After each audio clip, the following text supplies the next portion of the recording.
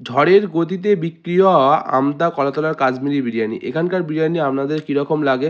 এখানকার বিরিয়ানি কোয়ালিটি এবং কোয়ান্টিটি কীরকম? যদি কেউ জেনে থাকেন তাহলে কমেন্ট করে প্লিজ জানাবেন। Hello guys, good morning. আমি রানা, আমার আবার একটি নতুন ভিডিওতে আপনাদেরকে স্বাগত।